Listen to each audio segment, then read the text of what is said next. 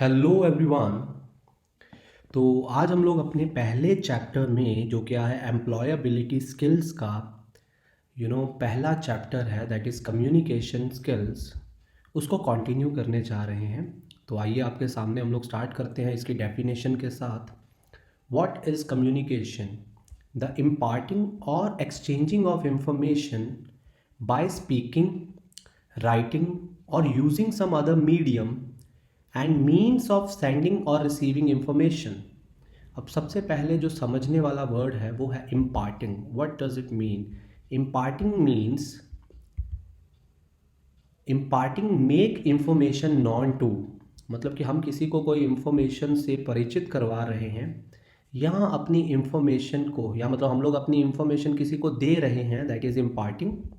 या फिर अपनी इंफॉर्मेशन एक्सचेंज कर रहे हैं, मतलब किसी की सुन भी रहे हैं और किसी को सुना भी रहे हैं, बाय स्पीकिंग, राइटिंग और using some other medium and means of sending और रिसीविंग इंफॉर्मेशन। तो ये क्या होता है? कम्युनिकेशन होता है।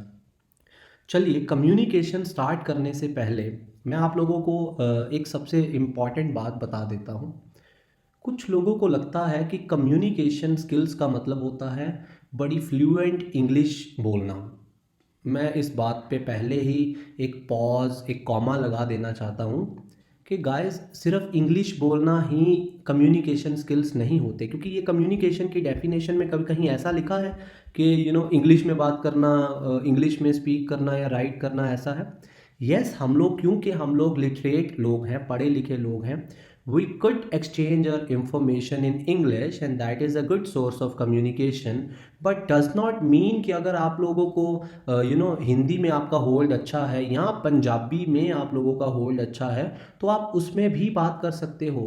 उसको भी आप कम्युनिकेशन के स्किल्स उसमें भी अच्छे होने चाहिए। आपने कई बार देखा होगा कुछ लोग हिंदी में बात करते हैं लेकिन क्या हिंदी बोलते हैं, दे आर लाइक ऐसा लगता है कि भाई ये मतलब बड़ा एक हैप्पी वाली फीलिंग होती है, तो एक खुशी वाली फीलिंग होती है उनकी हिंदी को सुन के भी, कुछ लोगों की पंजाबी सुन के भी, because we are under these three languages. तो मैं इसीलिए इन्हीं तीन लैंग्वेजेस की बात कर रहा हूँ, और भी बहुत सी लैंग्वेजेस हैं। तो कम्युनिकेशन में लैंग्वेज का कुछ ज़्यादा नहीं है, प्लीज़ इस बात को समझना। तो इसी के साथ हम लोग चैप्टर को आगे कंटिन्यू करेंगे।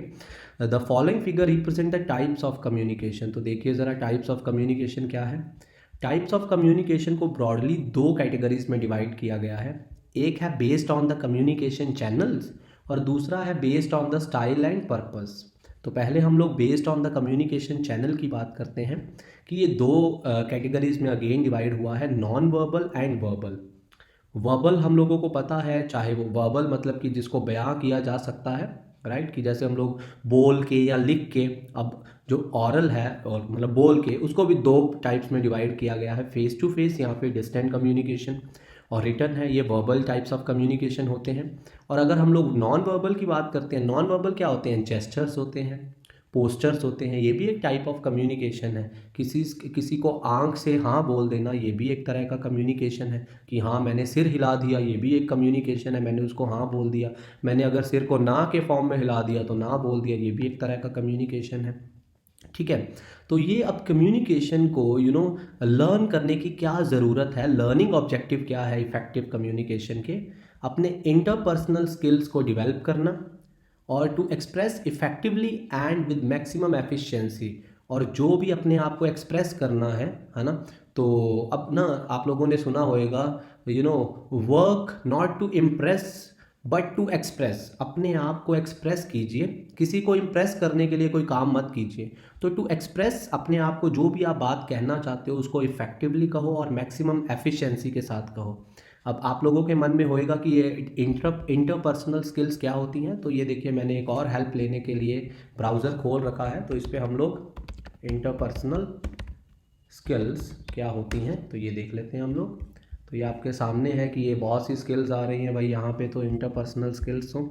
तो ये आपके सामने, अगर आपको कोई चीज़ सर्च करनी है तो ये देखिए, बड़ा सही है। Problem solving, communication, conflict resolution, decision making, professional ethics, leadership, empathy, ये सारे इंटरपर्सनल स्किल्स को आप लोगों को इम्प्रूव करने के लिए कम्युनिकेशन स्किल, इसमें एक कम्युनिकेशन भी है, देख सकते हो आप, कम्युनिकेशन स्किल होना ज़रूरी है। आई होप कि आप समझ पा रहे हो। अब बोलता है साथ ही लाइन में, कहता कि कम्युनिकेशन के कुछ बैरियर्स भी होते हैं, मतलब there are also some kind of problems जो आती हैं जब हम लोग किसी के साथ कम्युनिकेट करते हैं। There are many reasons why interpersonal communications में fail. In many communications, the message may not be received exactly the way the sender intended, and hence it is important that the communicator seeks feedback to check that their message is clearly understood.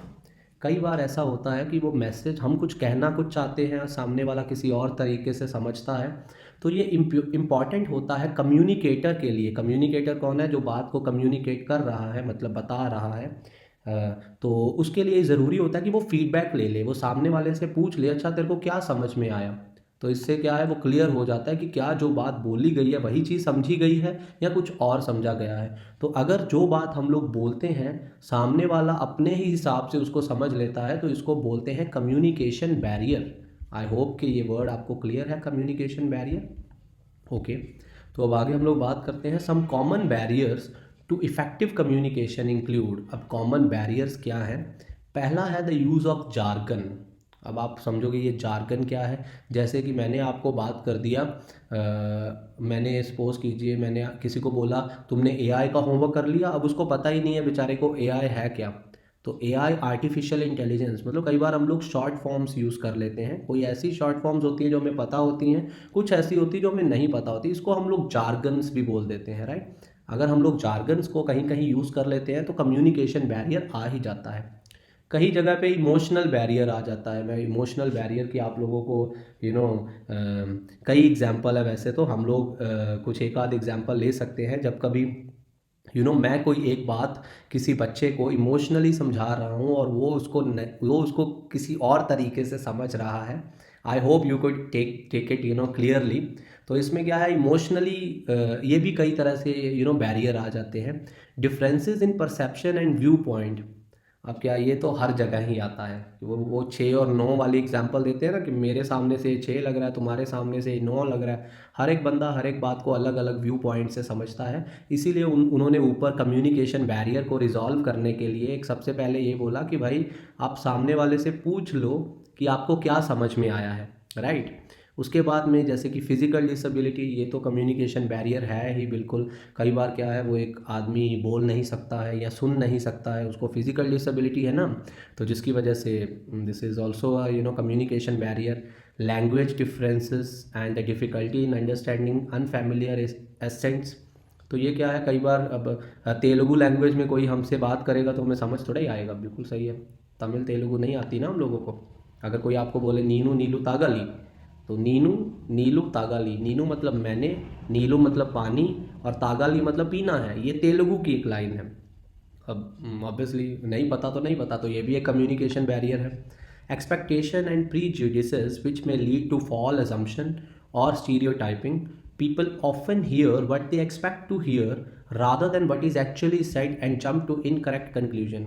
कई लोग कई बार कुछ expectations लगा के बैठे होते हैं कि ऐसा बोला जाएगा, तो वो अपने हिसाब से उसको समझ लेते हैं कि अच्छा ये बात तो मेरे लिए बोली गई है, अच्छा तो ये बात तो इन्होंने तो मेरे को टॉन्ट कर दिया है, अच्छा तो ये बात मेरे लिए है। मतलब यू कैन अंडरस्टैंड, कुछ लोग अपने आप से ही फॉल्स अजम्पशन लगा लेते हैं, एज्यूम कर लेते हैं। तो ये भी एक कम्युनिकेशन बैरियर है। हमें जब तक हमारे नाम लेके नहीं बोला जाएगा तब तक हम लोग नहीं समझेंगे कि हमारे लिए बोला गया है। तो to be very clear with the same.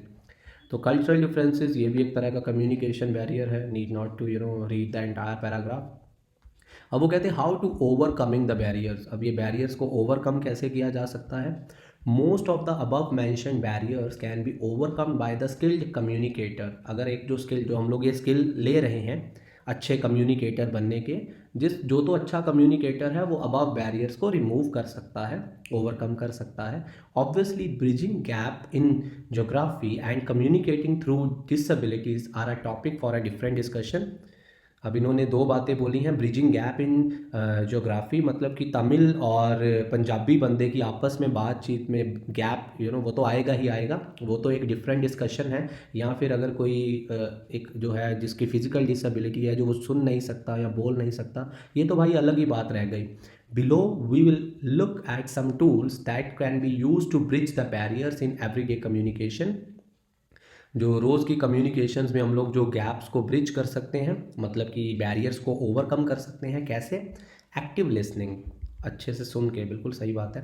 Active listening is a skill that can B acquired and developed with practice.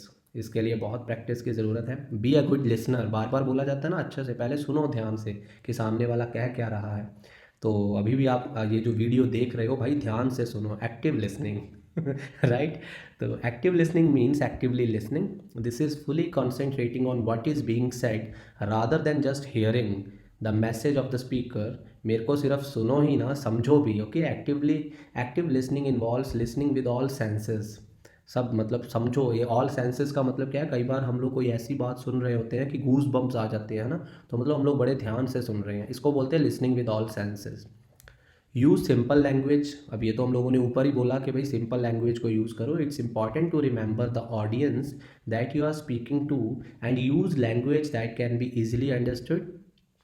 मैं फिर से बात करता हूँ कि अगर मान लीजिए कि एक तेलुगु आदमी हमारे यहाँ पे आके स्पीच देगा अपनी भाषा में, ठीक है, तो हमें क्या समझ में आएगा? तो उसको चाहिए कि या तो वो इंग्लिश में स्पीच दे दे, ठीक है, या फिर वो थोड़ी बहुत हिंदी में जो भी बात कर सकते हैं वो हिंदी में करें। तो this is the use simple language. Give constructive feedback. अब feedback is a part of communication cycle. अब आप लोगों ने 9th क्लास में ये पढ़ा भी है कम्युनिकेशन साइकिल, अभी हम लोग दोबारा आगे कंसेप्ट में इसको पढ़ेंगे। तो फीडबैक बहुत ज़्यादा ज़रूरी है। While the feedback that we give the speaker और सेंडर में occasionally be negative, it is important that it can be constructive in nature. कई बार क्या है, हम लोग जब फीडबैक देते हैं कि भाई हमें तेरा ये पॉइंट समझ में नहीं आया, या भाई हमें तेरी ये बात अच्छी नहीं लगी, वो कहते हैं ठीक है तुम ओकेजनली नेगेटिव फीडबैक दे सकते हो, लेकिन भाई वो थोड़ी कंस्ट्रक्टिव होनी चाहिए। मतलब वो सामने वाले की इंसल्टिव नहीं होनी चाहिए कि उसको इंसल्ट ही फील हो जाए। तो आप एक अच्छे स्किल्ड कम्युनिकेटर नहीं हो अगर आपकी बात को कोई बंदा दिल पे लगा रहा है। आपको कुछ ऐसे डिप्लोमेटिक तरीके से उसको बात कहनी है कि उसको समझ में भी आ जाए और बुरा भी फील ना करे। तो ये क्या होता है? Give constructive feedback. समरी में, as living beings we need to express and understand the expression of others. हमें हमें एक्सप्रेस भी करना है और दूसरे के एक्सप्रेशंस को समझना भी है। लाइक इट और not, human society thrives on communication. अब थ्राइव्स का मतलब क्या होता है? वैसे तो चलती हैं, लेकिन मैं यहाँ पे आपको थोड़ा इसीलिए तो हम लोगों ने इसको खोला था। थ्राइव्स, थ्राइव मीनिंग ग्रो और डेवलप वेल, है ना। तो मैं इसको ऐसा शॉर्ट में ले सकता हूँ कि जो ह्यूमन सोसाइटी है दैट थ्राइव्स ऑन कम्युनिकेशन, वो कम्युनिकेशन पे ही ग्रो डेवलप करती हैं। Civilizations have risen and fallen based upon how good they were at maintaining sound relation with the rest of the world. Civilization का मतलब होता है सभ्यता।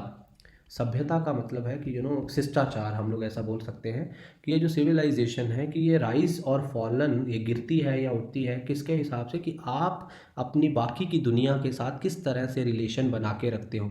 वैसे तो कई बच्चे बोलते हैं हमें दुनिया की क्या परवाह, वो आजकल कई जगह पे बातें होती, लेकिन नहीं।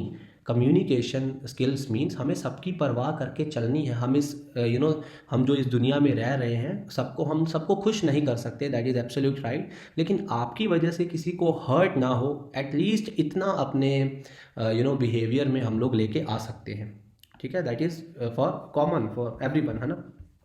तो ये वाला चार्ट बिल्कुल सेम है, how to overcome the communication barrier, जो हम लोगों ने ऊपर पढ़ा है। तो अब आगे पढ़ते हैं फीडबैक। फीडबैक क्या होता है? Feedback is the consequence of performance. Consequence का मतलब क्या होता है? परिणामजनक। मतलब क्या, ये क्या है? This is the result of performance. Feedback plays an important part in communication because it tells both the source and the receiver how their message are being interpreted. तो फीडबैक ही बताता है ना कि क्या तेरी बात मेरे को सही से समझ आ गई है या नहीं समझ में आई, राइट। तो इसमें उन्होंने देखिए यहाँ पे बताया है कि फीडबैक 3 तरह के होते हैं। पहला फीडबैक है डिस्क्रिप्टिव फीडबैक, दूसरा फीडबैक है स्पेसिफिक फीडबैक और तीसरा फीडबैक है जनरल फीडबैक, राइट। तो डिस्क्रिप्टिव फीडबैक एक ऐसा, it's a specific information in the form of written comments और verbal conversation that help the learner understand what she or he needs to do in order to improve. इस feedback में ये चीज़ बताई जाती है कि तेरे को भाई ये करना चाहिए खुद को इम्प्रूव करने के लिए, राइट। डिस्क्राइब करके, right. Descriptive feedback is the most powerful tool for improving student learning. ये जो लिंक है आप बुक डाउनलोड कर सकते हो, आप इस लिंक से और ज़्यादा पढ़ सकते हो डिस्क्रिप्टिव फीडबैक के बारे में। Specific feedback provides detailed or specific information on what the student did well और नॉट सो वेल। तो स्पेसिफिकली कि क्या उसने अच्छा किया या नहीं किया, तो उस पर्टिकुलर को एक्सप्लेन किया जा सकता है। And general feedback on the other hand is very non specific, such as good job, you did great but you could perform much better than this. तो ये क्या है, एक जनरल फीडबैक है, राइट, कि तुमने अच्छा किया लेकिन और अच्छा कर सकते थे। तो ये एक तरह की जनरल फीडबैक आ जाती है। अब हम लोग बात करते हैं 7 C's ऑफ कम्युनिकेशन। पहले जब हम लोग आज से 3-4 साल पहले की बात करें तो सिर्फ 3 C's ही होते थे, अब ये थोड़े C's बढ़ गए हैं। For transmitting effective written and oral messages certain principles must be followed. Effective written और ऑरल मैसेजेस को ट्रांसमिट करने के लिए कुछ सर्टेन प्रिंसिपल्स को फॉलो किया जाता है। These principles provide guidelines for choice of content. अब ये प्रिंसिपल क्या, ये जो प्रिंसिपल्स हैं ये क्या प्रोवाइड करते हैं, guidelines for choice of content, कि आपको किस तरह का कंटेंट यूज़ करना चाहिए। And style of presentation adapted, और किस तरह से उसको प्रेजेंट करना चाहिए to the purpose the receiver of the message, so that कि जो रिसीवर ऑफ द मैसेज है वो जो बात है वो ठीक से समझ पाए, अच्छे से उसको रिसीव कर पाए। तो they are also called as 7 C's of communication. They are as follows. पहला C है completeness, conciseness, clarity, correctness, concreteness, consideration and courtesy. चलिए इसको एक एक करके पढ़ते हैं। There are 7 C's of communication which are applicable to both written as well as oral communication. ये written पे भी applicable है and oral पे भी applicable है। तो चलिए देखते हैं। फर्स्ट क्या है, completeness. The communication must be com मतलब complete. It should convey all facts required by the audience. मतलब इसको हर एक फैक्ट को कन्वे करना चाहिए जो भी ऑडियंस को चाहिए। The sender of the message must take into consideration the receiver's mindset and convey the message accordingly. अब आप इस इन चीज़ों से आप समझ पा रहे हो कि लेक्चर के शुरू होने पे मैंने बोला था कि ज़रूरी नहीं कि सिर्फ इंग्लिश ही कम्युनिकेशन होती है, चाहे आप हिंदी में भी बात करो, लेकिन आप क्या करो, जो भी आप मैसेज दे रहे हो वो सामने वाले के माइंडसेट को ध्यान में रखते हुए कन्वे करो। And the complete communication has following features. अब जो भी आप कम्युनिकेट कर रहे हो, आपकी कम्युनिकेशन में कुछ डिस्टिंक्ट फीचर होने चाहिए। वो क्या है, complete communication develops and enhances reputation of an organisation.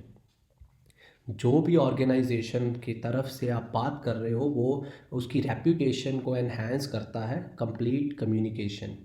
A complete communication always gives additional information wherever required, it leaves no questions in the mind of receiver. इसका मैं एक एग्जांपल देता हूँ। आपको याद होएगा, आपको सर्कुलर्स आते हैं स्कूल की तरफ से, तो वो सर्कुलर में हर एक चीज़ क्लियर की जाती है कि कोई भी क्वेश्चन नहीं रह जाता उसको, लेकिन फिर भी उन्होंने नीचे लिखा होता है फील फ्री टू आस्क, कुछ भी अगर आपको पूछना है तो आप पूछ सकते हो। उसका रीज़न क्या होता है, हालांकि वो अपनी तरफ से हर एक क्वेश्चन को क्लियर करते हैं, फिर भी they are dealing with thousands of different minds. तो जो अलग अलग दिमाग में कोई ना कोई क्वेश्चन तो आ ही सकता है जो शायद उनके दिमाग में ना आए, लेकिन फिर भी they are trying to complete the communication, है ना। हर एक क्वेश्चन वो सॉल्व करने की कोशिश करते हैं अपने सर्कुलर में। Complete communication helps in better decision making by the audience, readers, receivers of the message as they get all desired and crucial information. तो अब जब सारी इन्फॉर्मेशन मिल जाती है तभी कोई रीडर या रिसीवर ऑफ द मैसेज जो होते हैं वो किसी डिज़ायर्ड और क्रूशियल डिसीजन मेकिंग पे आ पाते हैं, क्योंकि अब जब उनको सारी इन्फॉर्मेशन मिलेगी तभी वो कुछ डिसाइड कर पाएंगे ना। तो अब ये अगला वाला देखिए, इट परसुएट्स द ऑडियंस। अब ये फिर आपके लिए एक नया वर्ड है तो मैं आपको इसका डिक्शनरी मीनिंग में बताता हूँ। Persuade meaning, right. अब क्या कहते हैं ये, induce to do something through reasoning और आर्ग्यूमेंट। ओके, तो इसका मतलब हुआ इट परसुएट्स द ऑडियंस, मतलब कि ऑडियंस को रीजनिंग करने की, अगर उनके दिमाग में कोई क्वेश्चन है, अगर उनको कोई आप इंफॉर्मेशन दे रहे हो कंप्लीट, तो वो क्या है, वो क्लियर होता है। और अगर उनको कोई चीज़ पूछना है वो तभी कम्युनिकेट ठीक से कर पाएंगे जब उनको आपका तरीका सही लगेगा, आपकी इंफॉर्मेशन में उनको कंप्लीटनेस नज़र आएगी। तो अब आगे देखिए, कंसाइजनेस। सेकंड, कंप्लीटनेस के बाद है conciseness. Conciseness mean wordiness. that is communicating what you want to convey in least possible words without foregoing the other C's of communication। मतलब आपको कम से कम वर्ड्स का इस्तेमाल करना है, ऐसा नहीं कि आप कहानियाँ डाल के बैठ जाओ। कहानियाँ आजकल लोग कम पसंद करते हैं। Conciseness is a necessity for effective communication, and concise communication has following features.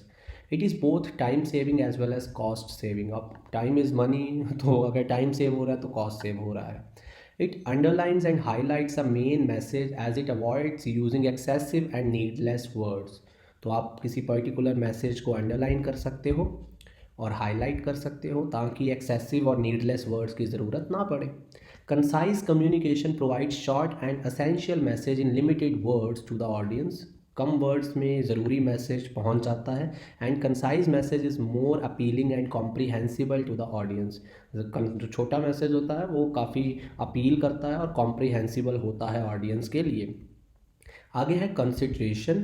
Consideration implies stepping into the shoes of others. हाँ, अगर किसी को कोई बात बोल रहे हो तो प्लीज़ उसकी जगह पे होके सोचो कि अगर मैं उसकी जगह पे होता तो क्या फ़ील करता। ठीक है, अगर किसी की इंसल्ट कर रहे हो तो ये सोचना कि सामने वाले की जगह पे अगर मैं होता और मेरी कोई इंसल्ट कर रहा होता तो मैं किस तरह से फ़ील करता और क्या रिप्लाई करता। तो प्लीज़ उस रिप्लाई के लिए, रेपिकेशन के लिए बिल्कुल रेडी रहिए। To ensure that the self-respect of the audience is maintained and their emotions are not at harm, modify your words in message to suit the audience need। I hope this is very much clear to you all। Clarity। Clarity implies emphasizing on a specific message। Emphasize का मतलब होता है जोर देना। Emphasizes on a specific message or goal at a time rather than trying to achieve too much at once। अब एक ही बार में बहुत ज़्यादा अचीव कर लेना, इससे अच्छा है कि आप स्पेसिफिक मैसेज पे रहिए, एक पर्टिकुलर टाइम पे एक ही गोल बनाइए। Clarity in communication has following feature. It makes the understanding easier and complete clarity of thoughts and ideas enhances the meaning of the message. अगर आपका जो क्लैरिटी है, आपको किसी पर्टिकुलर चीज़ को लेके आपके थॉट्स बिल्कुल क्लियर हैं, आइडियाज़ आपके क्लियर हैं, तो ये आपके मैसेज के मीनिंग को और ज़्यादा एनहेंस करेगा। आप किसी चीज़ को अच्छे से एक्सप्लेन कर पाओगे। राइट, कोई भी बात तब तक ना बोलो जब तक आप खुद उसके बारे में क्लियर ना हो। Right. Concreteness. Concrete communication implies being particular and clear rather than fuzzy and general. तो कंक्रीटनेस स्ट्रेंथन द कॉन्फिडेंस। अगर आप किसी चीज़ के लिए पर्टिकुलर हो और क्लियर हो तो वो आपके कॉन्फिडेंस को इंक्रीज़ करेगा, स्ट्रेंथन करेगा। Concrete message has following feature. It is supported with specific facts and figures. मतलब कि अगर फैक्ट्स एंड फिगर्स में ये है कि यू नो कि बोलते हैं 70% of the body weight is because of water. तो ये क्या है, एक फैक्ट है ये। तो ये क्या है, इससे बंदे का कॉन्फिडेंस इंक्रीज होता है और वो बड़ा पर्टिकुलर और क्लियर होता है कि मैं ये बात बोलना चाहता हूँ। It makes use of words that are clear and that build the reputation. Concrete messages are not misinterpreted. जो मैसेजेस बिल्कुल क्लियर होते हैं, पर्टिकुलर होते हैं, वो मिस इंटरप्रिएट नहीं होते हैं। ठीक है, वो याद भी रहते हैं। Courtesy.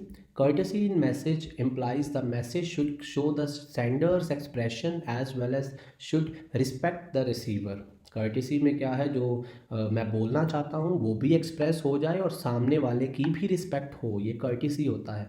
The sender of the message should be sincerely polite, judicious, reflective and enthusiastic.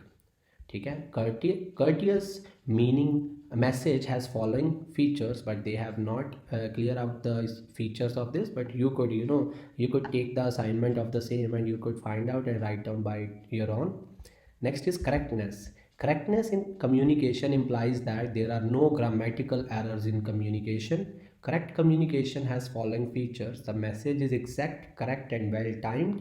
If the communication is correct, it boosts up the confidence level। Correct message has greater impact on the audience or readers। It checks for the precision and accurateness of facts and figures used in the message। It makes use of appropriate and correct language in the message।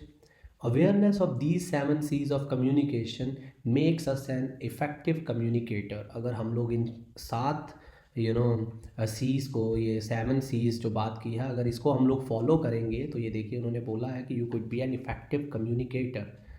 तो I really want you all to be an effective communicator so that it would be helpful for me as well to learn more and more from you people. अब देखिए आगे हम लोग बात करते हैं, ये एक्सरसाइज है, these are for you, you could do it. आप इस वीडियो के डिस्क्रिप्शन में ये नोट्स आपको मिल जाएंगे, तो आप इन नोट्स को डाउनलोड करके और रीड कर सकते हो। एंड अगली वीडियो में मिलते हैं इसी कम्युनिकेशन के सेकंड पार्ट को लेके। And till the time stay tuned, thank you very much, goodbye, take care.